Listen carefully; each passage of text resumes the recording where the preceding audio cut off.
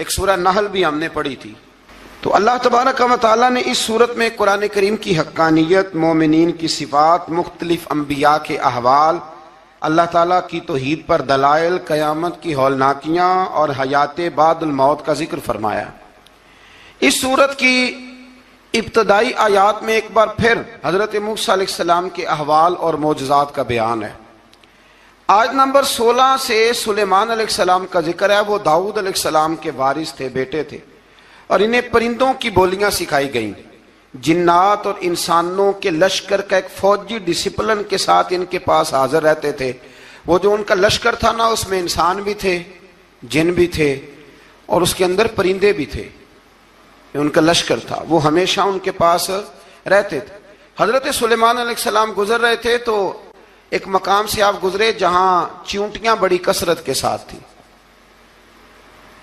تو ایک چیونٹی جو ان چیونٹیوں کی سردار تھی، ان چیونٹیوں کی بڑی تھی، اور مفسرین کرام نے یہ بھی لکھا ہے کہ وہ تھی بھی، ایک آنکھ اس کی کوئی نہیں تھی، ایک ٹانگ اس کی کوئی نہیں تھی، لیکن اس حال میں بھی وہ چیونٹی جو تھی وہ چیونٹیوں کی قیادت کر رہی تھی۔ تو حضرت سیدنا سلیمان علیہ السلام کا لشکر جب وہاں سے گزرا تو وہ کہنے لگی یا ایھا النمل ادخلوا مساکنکم، کہنے لگی چیونٹیوں اپنے بلوں میں گھس جاؤ، کہیں ایسا نہ ہو کہ سلیمان علیہ السلام کا لشکر بے دہانی میں، سلیمان کا لشکر توجہ نہ کرے اور تمہیں پاؤں کے نیچے مسل دے، لہذا اس طرح کرو کہ تم اپنے اپنے بلوں میں گھس جاؤ۔ حضرت سلیمان ابھی 3 میل دور تھے، تمام مفسرین نے لکھا ہے 3 میل دور تھے، تو وہاں سے چیونٹی بولی تو قرآن کہتا ہے کہ حضرت سلیمان اس کی بات سن کے ہنس پڑے، فتبسم ضاحکا، آپ اس کی بات سن کے ہنس پڑے کہ دیکھو یہ چیونٹی کیا کہہ رہی ہے، ذرا غور کرنا بات پر کہ حضرت سلیمان 3 میل دور فاصلے پر چیونٹی کی بات بھی سن لیتے ہیں۔ مولوی نے قرآن کی آیت پکی یاد کر لی، انا بشر مثلکم، کہتا ہے حضور نے کہا میں تمہاری طرح کا بشر ہوں، نبی ہماری طرح ہوتے ہیں جی، تو وہ تو 3 میل دور چیونٹی کی آواز سن لیتے تھے، اس کے کان میں چیونٹی رکھو بلا، اسے کہو کہ بتا بلا کیا کہتی ہے، کچھ بتائے گا پھر دوڑ لگا دے گا شاید، کان میں رکھو اس کو، کہو بتا چیونٹی کیا کہتی۔ اور اگر یہ لفظ نہ ہوتے قرآن کے کہ جب انہوں نے سنا تو ہنس پڑے، یہ جملے نہ ہوتے تو شاید اس کو بھی نہ مانتے، لیکن حضرت سلیمان نے سنی چیونٹی کی بات، اور اب اگلی بات کہنے لگا ہوں، بڑے خوبصورت لفظ لکھے ہیں مفسرین نے، فرماتے ہیں دیکھو ایک چیونٹی نے ایک جملہ بول کے، ایک چیونٹی نے ایک جملہ بول کے اپنے قبیلے کی خیر خواہی کی تو رب نے اس کا جملہ بھی قرآن میں بیان فرما دیا۔ تو جو ساری زندگی لوگوں کو جملے بول بول کے کہے رب رسول کی طرف آ جاؤ، تو اللہ قیامت میں اس کی بات کو قائم نہیں فرمائے گا۔ جو بھی کسی کی خیر خواہی کرے وہ ایک جملہ بول کے کرے، اور ہو بھی چیونٹی، تو اگر اللہ اس کا ذکر قرآن میں باقی رکھتا ہے تو میں اور آپ اگر کسی کی خیر خواہی کریں گے تو انشاءاللہ ذکر باقی رہے گا۔ شرط یہ ہے کہ کریں خیر خواہی، خیر خواہی کرو کسی کی، ایک جملہ بول کے بھی کرو، چیونٹی بھی ہو تو اللہ قرآن میں ذکر باقی فرما دیتا ہے۔ تو اللہ تبارک و تعالیٰ نے اس بات کا ذکر قرآن مجید میں فرمایا، اس پر کئی کچھ لکھا ہے۔ اسی طرح سے ایک بات اور لکھی ہے ہمارے مفسرین نے کہ حضرت سلیمان ایک دن اسی طرح نکلے، قحط پڑ گیا تھا، بارش نہیں ہوتی تھی، تو حضرت سلیمان باہر میدان میں نکلے دعا کرنے کے لیے، خشک سالی تھی، تو جب آپ گئے تو ایک چیونٹی اپنے پر پھیلا کے دعا مانگ رہی تھی، تو رب کریم نے فرمایا سلیمان آپ واپس چلے جائیں، بارش آ جائے گی پر آئے گی چیونٹی کی دعا پہ۔ تو حضرت سلیمان نے عرض کی مولا میں بھی تو اتنا لشکر لے کے آیا ہوں نا، تو چلو ہمیں بھی دعا کر لینے دے، تو چیونٹی کی دعا پہ برسا دینا پر دعا کر لینے دے۔ فرمایا نہیں آپ واپس جائیں، دعا نہ مانگیں۔ یا اللہ کیوں؟ فرمایا چیونٹی کا دل ٹوٹ جائے گا، وہ تو کہے گی کہ یہ سلیمان کی لشکر دعا پہ پھر بارش آئی ہے، تو آپ نہ کریں تاکہ اس کے دل میں یہ بات رہے کہ نہیں میرے رب نے میری دعا پہ بارش فرمائی ہے۔ آپ جائیں، آج بارش آئے گی پر آئے گی چیونٹی کی دعا پہ۔ تو جو چیونٹی بارش کی دعا کرے قوم کے لیے، اللہ اگر اس کا ذکر قائم رکھتا ہے تو جو اپنی قوم کے لیے ہدایت کی دعا کرے، اور کبھی کبھی گردن جھکا کے دیکھا کرو کہ دل میں رسول اللہ کی امت کا درد کتنا ہے۔ اگر کہیں حضور کی امت کا درد ہے تو پھر انشاءاللہ ذکر قیامت تک باقی رہے گا، پھر انشاءاللہ قیامت تک آنے والی نسلیں بھی آپ کا ذکر کریں گی اگر حضور کی امت کا درد سینے میں موجود ہے۔ اسی طرح سے پھر حضرت سلیمان کے لشکر میں نا ایک ہدہد نامی پرندہ بھی تھا، لشکر کا کارکن تھا پرندہ۔ ہدہد غائب تھا تو حضرت سلیمان کہنے لگا کدھر گیا وہ ہدہد؟ نظر نہ آ جایا سخت سزا دوں گا، یہاں تو کوئی اچھی خبر لائے گا، چونکہ وہ ہدہد پرندہ جاتا تھا تو خبریں لا کے دیتا تھا، ورنہ سزا دوں گا۔ اتنی دیر میں ہدہد بھی آ گیا۔ تو یہ پرندے جو کارکن ہوتے ہیں بڑے سیانے ہوتے ہیں، کبھی بندہ ناراض ہو تو صحیح خبریں لے آتے ہیں، تو صحیح خبر لے کے آ گیا۔ آتے ہی آ کے بیٹھا تو اس نے حضرت سلیمان علیہ السلام نے کہا کہاں تھے؟ عرض کرنے لگا حضور میں ملک سبا گیا تھا، وہاں ایک عورت حکمرانی کرتی ہے، اس کا نام بلقیس ہے، بہت بڑے تخت پہ بیٹھتی ہے، 80 گز اس کا تخت لمبا ہے، 40 گز چوڑا ہے، اور شاید 80 من کے 80 ٹن اس کا وزن ہے۔ تو حضور وہ سورج کو پوچھتے ہیں، تو حضرت سلیمان نے فوراً خط لکھا، فرمایا جا کے اسے میرا خط دے دو کہ یہاں تو کلمہ پڑھ کے ہماری فرما بردار بن جائے، ورنہ تیار ہو جائے، جو اللہ کے غیر کو پوچھتے ہیں ہم ان کے خلاف جنگ کریں گے۔ وہ جب لے کے گئے نا خط، یہ حدود گیا تو وہ میٹنگ کر رہی تھی، اس کے وزیر مشیر سارے بیٹھے تھے، اس نے جا کے خط پھینک دیا ملکہ بلقیس کی جھولی میں۔ اس نے خط پڑھا تو ڈر گئی، وزیروں کو بلایا۔ حضرت سلیمان، قرآن کہتا ہے حضرت سلیمان نے کہا تھا خط پھینک کے نا تو سائڈ پہ ہو کے سننا وہ کیا کہتا ہے۔ بندوں کے لیے منع ہے، پرندوں کے لیے جائز ہے۔ بندوں کے لیے منع ہے سائڈ پہ ہو کے سننا، ہاں جس کی جاسوسی کی ڈیوٹی ہو، کفر کی جاسوسی کی، اس بندے کے لیے بھی جائز ہے۔ تو یہاں ایک تو وہ پرندے تھے، دوسرا کفر کی جاسوسی کر رہے تھے، سائڈ پہ ہو کے سننے لگے۔ تو ملکہ بلقیس کہنے لگی اب کیا کرنا ہے، یہ خط آیا ہے۔ تو وہ کہنے لگے ہم تیار ہیں، آپ حکم کریں، ہم لڑنے کو تیار ہیں، لڑیں گے۔ وہ کہنے لگی نہیں تیزی نہ دکھاؤ، قرآن مجید کہتا ہے کہ وہ کہنے لگی جب لڑائیاں ہوتی ہیں تو شہر تباہ ہوتے ہیں، ملک کھنڈر بن جاتے ہیں، لڑائی مسئلے کا حل نہیں ہے۔ انہوں نے کہا کہ میں نبی ہوں، تو ایک دفعہ آزما لیتے ہیں کہ نبی ہیں کہ نہیں، معاذ اللہ آزما لیتے ہیں۔ کہا کیسے؟ کہنے لگی تحفے تحائف بھیجتے ہیں، اگر مال پر دل للچا گیا تو پھر نبی نہیں بادشاہ ہے، اور اگر مال پر دل للچایا نہ تو پھر اللہ کے کامل بندے ہیں۔ یہ فرق اس نے اس وقت بیان کیا۔ اس نے 500 کنیزیں، 500 غلام، بڑے شاندار لباس پہنا کے، 500 گھوڑا بڑا تگڑا، اس کے اوپر مال و اسباب رکھ کے تیاری کرا کے حضرت سلیمان کی طرف بھیجا۔ ہدہد پہلے سے خبر لے کے آ گیا، حضور اس نے یہ پروگرام بنایا ہے۔ وہ جب آیا سارا کچھ تو حضرت سلیمان دیکھ کے جلال میں آ گئے، فرمانے لگے اسے جا کے کہہ دو تو مجھے کیا تحفے بھیجے گی، میرے رب نے مجھے مالا مال فرمایا ہوا ہے، انہیں مالا مال کیا میرے مالک نے، جا اسے جا کے کہہ تو کیا تحفے دے گی۔ جب رب دیتا ہے تو پھر کوئی کمی نہ وہ نہیں چھوڑتا۔ بندے کیا دے سکتے ہیں، بندے تو بیچارے 10 دے کے تو 10 دن ان کی آنکھیں نہیں کھلتی۔ فرمایا مجھے اللہ نے جو دیا ہے کیا بات ہے اس کے دینے کی، تو فرمایا اسے کہو یا فرما بردار ہو کے آ جائے یا جنگ کے لیے تیار ہو جائے، ہم اسے اس کے شہر سے ذلیل کر کے نکال دیں گے۔ اس نے جا کے جب پیغام دیا تو اور ان لوگوں نے بھی آ کے بتایا کہ وہاں تو ہم عجیب منظر دیکھ کے آئے ہیں کہ جانور بھی ہاتھ باندھے کھڑے ہیں، وہاں تو جنات، سرکش جنات کھڑے ہیں، وہ بادشاہ نہیں وہ نبی ہیں۔ وہ جو 500 غلام اور 500 کنیزیں گئی تھی، حوال سنایا آ کے۔ تو ملکہ بلقیس نے پھر خط لکھا کہ میں فرما بردار ہو کے آ رہی ہوں۔ مانا کیا ہے، میں کلمہ پڑھنے کے لیے آ رہی ہوں۔ تو حضرت سلیمان نے کہا بھئی اب اس طرح کرو، ذرا فرش بچھاؤ۔ انہوں نے فرش بچھایا، اس طرح کا کہ اوپر فرش تھا، نیچے مچھلیاں تیر رہی تھیں، لگ رہا تھا دریا ہے۔ ڈیوٹی لگا دی، جنات نے بچھا دیا۔ ادھر حضرت سیدنا سلیمان فرمانے لگے اب چونکہ مان کے آ رہی ہے تو اسے اپنی نبوت کی علامتیں بھی دکھانی ہیں۔ اس نے تخت بڑا شاندار بنوایا تھا، اور خواتین میں جو عادتیں خواتین والی ہوتی ہیں وہ جاتی نہیں، وہ 7 کمروں میں نا پیچھے اپنا تخت رکھ کے تو 7 دروازے بند کر کے آئی۔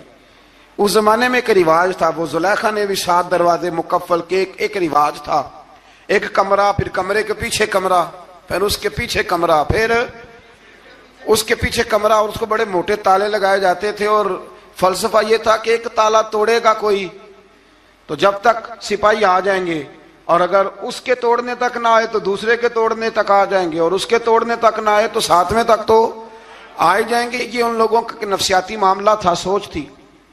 7 کمروں میں مکفل کر کے وہ نکلی تو حضرت سلیمان علیہ السلام کہنے لگے بھئی مجھے اس کا تخت چاہیے اس کے آنے سے پہلے، اس کے آنے سے۔ اس واقعے کی کیا ضرورت تھی قرآن پاک میں؟ یہ کیا حاجت تھی یہ تخت والی ساری بات قرآن نے کیوں بیان کی؟ پوچھیں آپ اپنے دل سے بھی اور انکار کرنے والے منکرین سے بھی، اس کی کیا ضرورت تھی؟ وہ جو کہتے ہیں جی ولی کی کرامت کی کیا ضرورت ہے، سیدھی سیدھی نماز پڑھو، روزہ رکھو، حج کرو، زکوٰۃ دو، تو پوچھو ان سے ایک سورت نمل کے اندر اس ساری تفصیل کی کیا ضرورت تھی؟ ختم ہو گئی جب وہ کلمہ جو پڑھ رہی ہے، تو پھر اس سارے واقعے کو رب کیوں بیان فرماتا ہے؟ حضرت سیدنا سلیمان فرمانے لگے تخت چاہیے، اور چاہیے اس کے آنے سے پہلے۔ قال عفریت من الجن، جنوں میں سے ایک بہت بڑا جن بولا، کہنے لگا حضور آپ کا یہ تخت برخاست ہونے سے پہلے لے آؤں گا۔ یہ جو آپ میٹنگ کر رہے ہیں نا، یا فیصلے ختم، کچھ نے لکھا صبح سے شام تک میٹنگ ہوتی ہے اور اس کو آنے میں پتہ نہیں کتنے دن لگیں گے، تو میں یہ برخاست ہونے سے پہلے، اور کچھ نے کہا جی آپ شرط کیوں لگاتے ہیں کہ صبح سے شام تک ہوتی؟ اس جن نے کہا جی آپ 10 منٹ میں فارغ ہو جائیں، آپ فارغ ہوں گے تو تخت آ جائے گا۔ مفسرین نے لکھا ہے کہ جب قرآن کہتا ہے کہ اس نے کہا کہ آپ کے فارغ ہونے سے پہلے، تو اس کا مطلب ہے کہ جب آپ اٹھیں گے، یہ جگہ خالی کر دیں گے تو تخت یہاں کیویں ہزاروں میل کا فاصلہ ہے آ جائے گا، پر ہوائی جہاز پہ کارگو کرا کے، جی DHL کے ذریعے کیسے آئے گا؟ وہ آئے گا تو بس آئے گا۔ تو حضرت سلیمان کی تو بادشاہت تھی نا زمانے پہ، فرمانے لگے نہیں نہیں تو لیٹ ہے، تو لیٹ ہے، تو ہمیں جانتا ہی نہیں، ایٹ سٹ تے پکھڑا کوار گندل، اسی اور بھی بوٹیاں جاننے ہاں، یہ تو لیٹ ہے، ابھی ہماری طاقت اس سے زیادہ ہے۔ بڑی کمال بات لکھی ہے لکھنے والوں نے۔ ایک مفسر نے لکھا ہے کہ ابھی حضرت سلیمان نے غلاموں سے منگوایا ہے،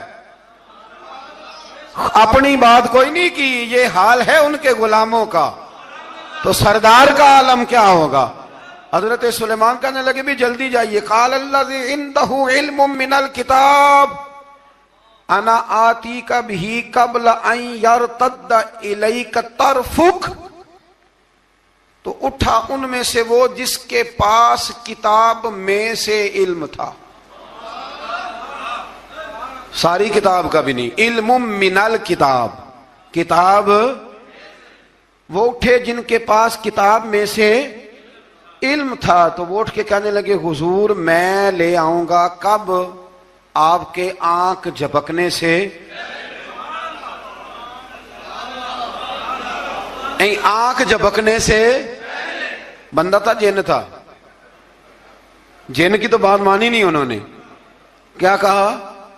آنکھ جھپکنے سے، میں آنکھ جھپکنے سے پہلے لے آؤں گا۔ تو حضرت سلیمان کہنے لگے تو ٹھیک ہے، چل لا پھر، لا پھر، آنکھ جھپکنے سے بڑے ہی نہیں، پھر غصہ نہیں آتا ان پہ، پھر غصہ نہیں آتا۔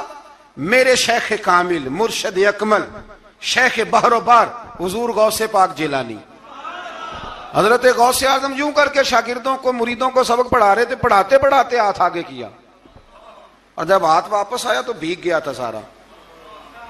تو شاگرد کہنے لگے حضور یہ کیا ہے؟ فرمایا تمہیں نہیں سمجھ آئے گی، چھوڑو تمہارے والی بات نہیں، خاصاں دی گل آما آگے نہیں مناسب کرنی، رہنے دو تم۔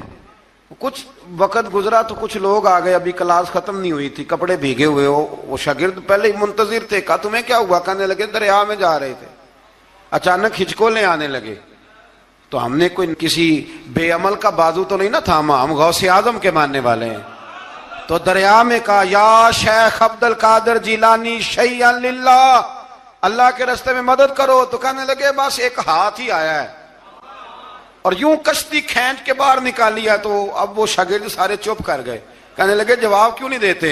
انہوں نے کہا تم نے ہاتھ دیکھا ہے پہنچتا ہوا اور ہم نے ہاتھ دیکھا یہاں سے جاتا ہوا. تم نے پہنچتا ہوا دیکھا ہے تو ہم نے. حضرت بہاؤالحق نقشبند بخاری ان کی ایک مریدنی تھی, اوپر چبارے پہ کسی نے اس کی عزت پہ ہاتھ ڈالا, چبارے پہ اوپر والی منزل پہ. اس مریدنی نے اپنی عزت بچانے کے لیے چھلانگ لگا دی. جب وہ نیچے گر رہی تھی تو حضرت بہاؤالحق نقشبند بخاری پہنچ گئے. نیچے کوئی ایسا بندوبست کر دیا, کوئی چارپائی بچھا دی, کوئی ایسا جس پہ وہ آ کے آرام سے گری اور بچ گئی. حضرت صاحب کی طرف دیکھ کے کہنے لگی حضور آپ کب آئے؟ فرمانے لگے پتر جب تو چبارے سے چلی تھی تب میں بخارے سے چلا تھا. جب تو چبارے سے چلی تھی نا تب میں بخارے سے چلا تھا, اور تیرے نیچے آنے تک میں بھی پہنچ گیا ہوں. میں بھی مالی دا کم راکھی کرنا, پھل کچے ہون یا پکے, اے پیر مریداں دے سر تے ہی رہندا ہے. اے جھوٹے ہون یا سچے, یہ پکی غلامی کریں یا کچی کریں, پیر کی بھی مجبوری ہوتی ہے. کیا کریں, پیر مریداں دے سر تے ہی رہندا ہے. اے جھوٹے ہون یا سچے, کیا کیا جا سکتا ہے. لیکن نا نافرمان بیٹے کا بھی تو جائیداد میں حصہ ہوتا ہے نا. نافرمان بھی ہو تو جائیداد میں حصہ تو, چلو باپ ناراض رہے گا تو اللہ ناراض رہے گا, بات الگ ہے, پر جائیداد کا حقدار تو ہے نا, چاہے نافرمان ہی ہے. پیر مریداں دے سر تے ہی رہندا ہے. اے جھوٹے ہون یا. پھر وہ تخت آ گیا تو حضرت سلیمان سے پوچھا یہ کیا ہے؟ قال ھذا من فضل ربی. فرمانے لگے کچھ بھی نہیں. حضرت سلیمان کہنے لگے یہ میرے رب کا فضل ہے.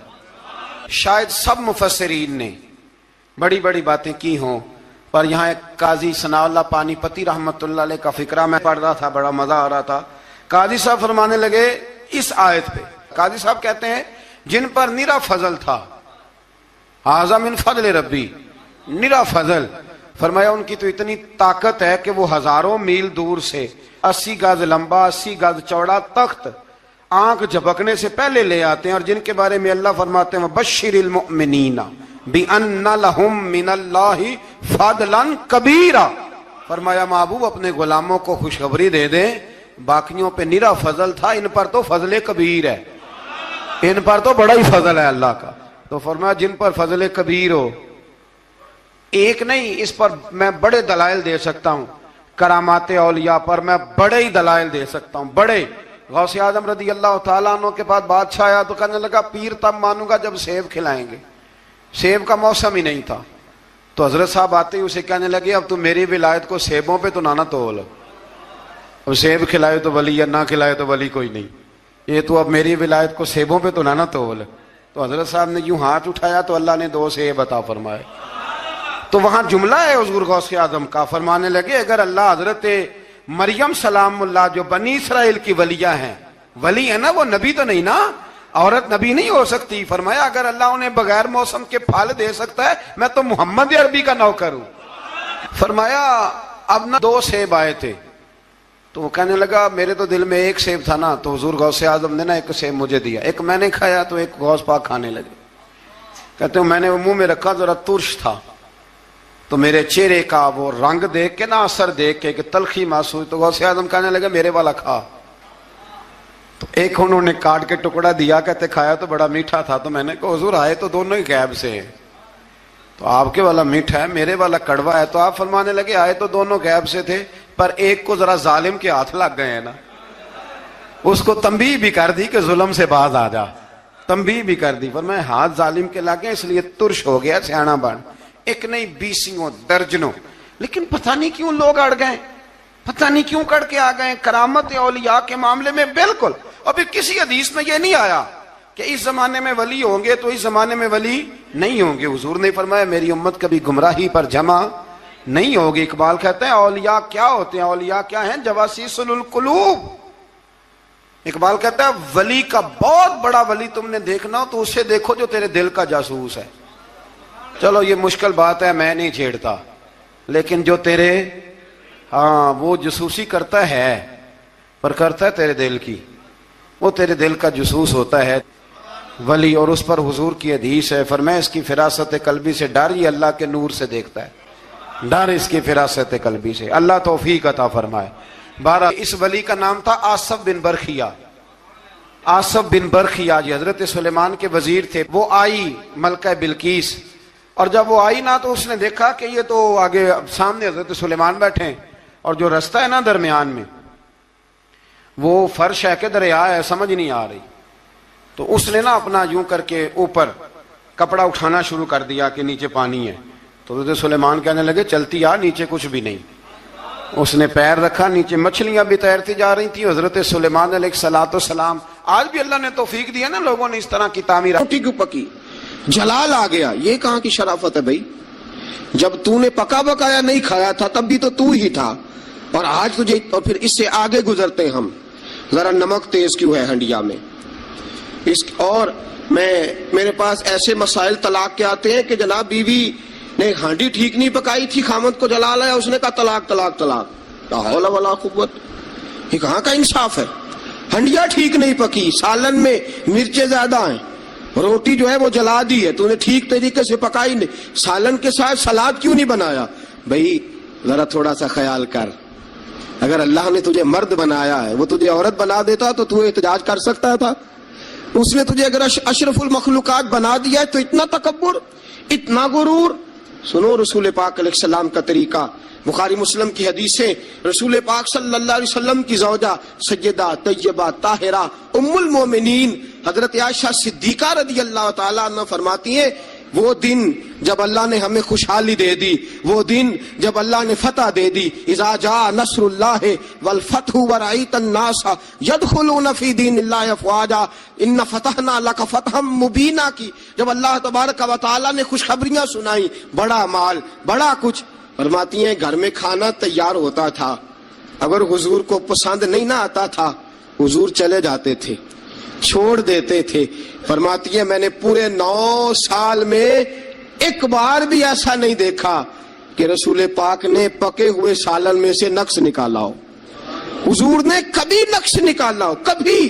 ہم باز ہی نہیں آتے، مہمان جائیں گے کسی کے گھر، اسے کہیں گے یار ذرا نمک لانا تھوڑا سا، یعنی تو مہمان گیا کسی کے گھر اور تو اپنے میزبان کو یہ بتا رہا ہے کہ تمہیں تو نمک ڈالنے کا طریقہ نہیں آتا۔ ہم انسلٹ کرتے ہیں میزبان کی، ذرا نمک لائیے گا تھوڑا سا۔ اچھا جی، آپ کا حال یہ ہے کہ آپ ان کو بتلانا چاہ رہے ہیں کہ تمہیں تو ہنڈیاں نہیں پکانی آتی، تمہیں تو نمک پورا کرنے کا سلیقہ اور ڈھب نہیں آتا۔ یہ ہمارا اور رسول پاک کا انداز یہ ہے، اپنے گھر گئے ہیں اور حضور کی بیویاں صرف بیویاں نہیں بلکہ نبی پاک کی امتی بھی ہیں، صرف بیویاں نہیں خادمائیں بھی ہیں، ان کے لیے بحیثیت امتی حکم ماننا بھی ضروری۔ اور جتنی نفاست اور جتنا حسن نبی پاک کی طبیعت میں تھا کسی کی طبیعت میں ہو ہی نہیں سکتا، باوجود اس کے سیدہ فرماتی ہے کھانا پسند نہیں آیا تو چھوڑ دیا، نہیں کھایا، لیکن رسول پاک نے کبھی نقص نکالا۔ اور یہاں اس بات پہ طلاقیں ہو رہی۔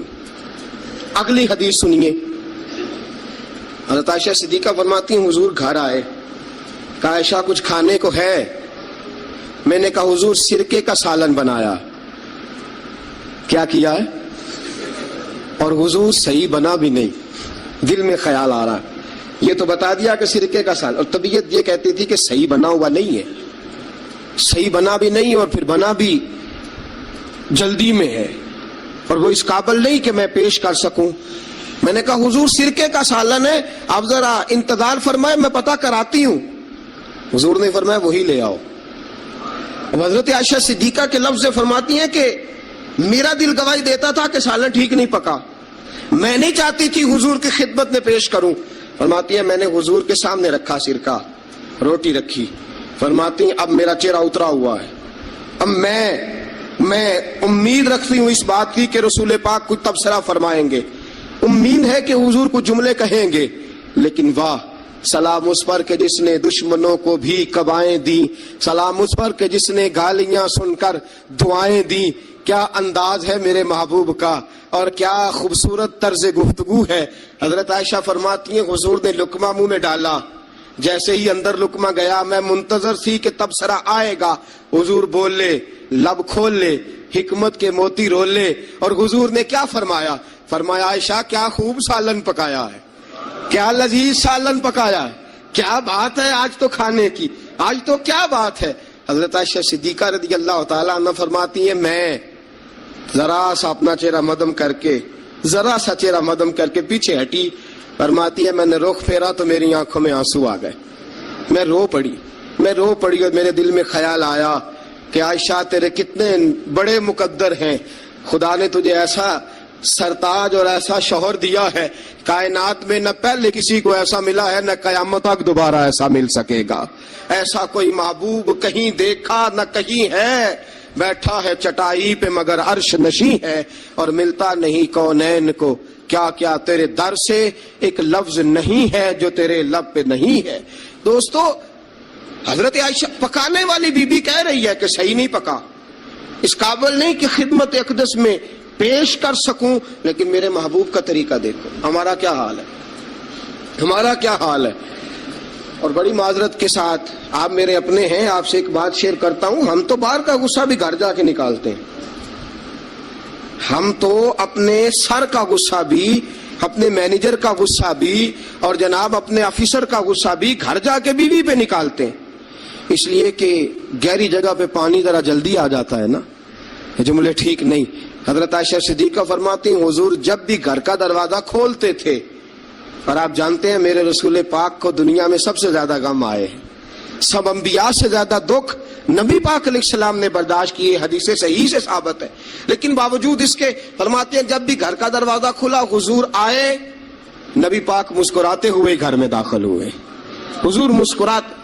بعض تو ایسے نادان دوست ہیں کہ گھر میں گئے نہیں اور کرفیو لگا نہیں, بس جناب یہ کیا ہوا, یہ کوئی ڈکٹیٹر گھر میں آیا, یہ کوئی آمر کھپا, کوئی ہلے نہیں, کوئی بولے نہیں, کوئی بچہ بات نہیں کرے, کسی کی جرت نہیں, خبردار کوئی بندہ بولے نہ. بالکل رسول پاک کی ساری ازواج مطہرات 9 کی 9 بیویاں کٹھی ہو کے حضور کے گرد بیٹھ گئیں, ایکا کر لیا ساری کٹھی. اب مطالبہ کیا ہو رہا ہے؟ مطالبہ ہو رہا ہے جناب خرچے زیادہ ہیں, آپ پیسے کم دیتے ہیں. یہ مطالبہ ہو رہا. اور نبی کریم صلی اللہ علیہ وسلم گردن مبارک جھکائے باتیں سن رہے ہیں. حضرت فاروق اعظم آ گئے. حضرت فاروق اعظم کی اپنی صاحبزادی بھی تھی. پردے کی آیات آنے سے قبل کا واقعہ ہوگا یقیناً. جب تشریف لائے, اندر داخل ہوئے, اور بیبیوں نے دیکھا کہ جناب عمر آ گئے تو دوڑ گئی ساری. کوئی اس دروازے کے پیچھے چھپ گئی, کوئی سجرے میں چلی گئی, کوئی سجرے میں چلی گئی. حضرت عمر کہنے لگے تمہیں تمہاری مائیں روئیں, اللہ کے نبی کے سامنے مطالبے کرتی ہو اور عمر سے شرم کرتی ہو. تمہیں تمہاری مائیں روئیں, اللہ کے نبی کا بھی حیا کرو. حضرت حفصہ جناب فاروق اعظم رضی اللہ تعالی عنہ کی صاحبزادی ام المومنین سیدہ حفصہ رضی اللہ تعالی عنہ پردے کی اوٹ سے چہرہ نکال کے کہنے لگی آپ تو جلالی بڑے ہیں, ڈر لگا ہے. آپ کا تو درہ ہر وقت تیار رہتا ہے نا, ہم دوڑ آئی ہیں. لیکن نبی پاک کے پاس اگر گھنٹوں بھی بیٹھی رہیں, وہ اتنے کریم ہیں, ناز ہی اٹھاتے رہتے ہیں. حضور ناز ہی اٹھاتے چلے جاتے. نبی کریم صلی اللہ علیہ وسلم ناز اٹھاتے ہیں, اس لیے ہم ناز دکھاتی ہیں. حضور ناز اٹھاتے اس لیے ہم ناز دکھاتی. حضرت عمر فاروق رضی اللہ تعالی عنہ کو خواتین نے یہ جواب دیا, گویا حضور کی سیرت کا وہ مشترکہ پہلو جو ان 9 ازواج مطہرات کی مشترکہ روایت ہی پیش کی. انہوں نے کہا ہم سب کا متفقہ موقف یہ ہے کہ حضور بڑے کریم ہیں, نبی پاک باہر بھی مہربان ہیں, گھر کے اندر بھی بڑے مہربان ہیں. حضور بڑی محبت فرماتے, حضور بڑی مہربانی. تو میرے دوستو, عورت سے درگزر کرنا, اس کے ناز اٹھانا. پھر اگلی بات یہ ہے کہ عورت کا حق زوجیت ادا کرنا فرض ہے. فرض ہے. اب چونکہ شرعی مسئلہ ہے, توجہ طلب امر ہے. حضور نے فرمایا جو مرد اس قابل ہو شادی ہی وہ کرے. حضرت عثمان بن مظعون رضی اللہ تعالیٰ عنہ کے بارے میں حضور کو پتا چلا کہ تو ساری رات نماز پڑھتا رہتا ہے, نفل پڑھتا رہتا ہے ساری رات. نبی کریم صلی اللہ علیہ وسلم نے حضرت عثمان بن مظعون رضی اللہ تعالیٰ عنہ سے فرمایا میں نے سنا ہے تو سارا دن روزہ رکھتا ہے, ساری رات نفل پڑھتا ہے. حضور ہاں, رب کو راضی کرتا ہوں. فرمایا اللہ کے بندے, تیرے لیے میرا اسوہ حسنہ زیادہ اہمیت کا حامل ہونا چاہیے. میں روزہ بھی رکھتا ہوں, افطار بھی کرتا ہوں, میں نماز بھی پڑھتا ہوں اور آرام بھی کرتا ہوں, میں اپنی بیوی کے پاس بھی جاتا ہوں, اس کے حقوق بھی ادا کرتا ہوں. فرمایا میں وہ سارے کام کرتا ہوں جو تجھے کرنا چاہیے. رسول پاک علیہ السلام نے فرمایا سن, تیرے ماں باپ کا بھی تجھ پہ حق ہے, तेरे वजूद का भी तुझ पे हक है, तेरी आंख को आराम की जरूरत है, उसका भी तुझ पे हक है। और हुजूर ने फरमाया सारी रात नमाज ना पढ़ा कर, तेरी बीवी का भी तुझ पे हक है, वो तुझे अदा करना है। अल्लाह की बारगाह में वो जाके सवाल करेगी, वो तेरा गिरेबान पकड़ेगी, तुझे इन चीजों का ख्याल रखना। हजरत उमर फारूक रज़ी अल्लाह ताला अन्हु ने फरमाया था, कोई फौजी 4 महीने से ज्यादा अपने घर से गैर हाजिर ना रहे, बीवी का हक है, उसके पास आए, उसको वक़्त दे, उसको वक़्त दे। जो लोग मुल्क से बाहर रहते हैं ना, चलो बामरे मजबूरी है, मजबूरी के मामलात है, उनको अपनी बीवियों को ज्यादा शुक्रगुजार होना चाहिए, ज्यादा शुक्रगुजार होना चाहिए। हजरत फारूक आजम रज़ी अल्लाह ताला अन्हु ने फरमाया, वो खामद बड़ा खुश नसीब है जो घर में नहीं रहता लेकिन उसकी बीवी फिर भी बाहया रहती है, और उस अपने खामद के बिस्तर को वो कभी आलूदा नहीं होने देती। चाहिए ना खामद को कि वो उसने सलूक का मुजाहरा, मैंने बात शुरू में की, जिसकी कुर्बानियां ज्यादा उसके साथ इजहार मोहब्बत भी ज्यादा होने चाहिए। अजीज दोस्तों, इससे आगे चलिए, नानो नफका। रसूल पाक अलैहिस्सलाम ने फरमाया, जिस तरह अपने कपड़े पहनो इसी तरह अपनी बीवी को भी पहनाओ, जिस तरह का खाना अपने लिए पसंद करते हो इस तरह अपनी बीवी के लिए भी। मैं नहीं आपसे कहता कि आधी कढ़ाई दुकान पे खाएं आधी घर लेके जाएं, मैं ये नहीं कहता, लेकिन मैं रसूल पाक सल्लल्लाहु अलैहि वसल्लम की हदीस से आपको आगाह कर रहा हूं। सज्जद आलम सल्लल्लाहु ताला अलैहि वसल्लम ने फरमाया, जो खाओ वही बीवियों को भी खिलाओ, जो पहनो वही बीवियों को भी। अब सुनिए इससे अगले लफ्ज हुजूर के, नबी पाक अलैहिस्सलाम ने फरमाया, 1 दिनार वो है जो बंदा अपने गुलाम को देता है, बड़ी बात है। 1 दिनार वो जो अल्लाह की राह में सदका देता है, 1 दिनार वो जो बंदा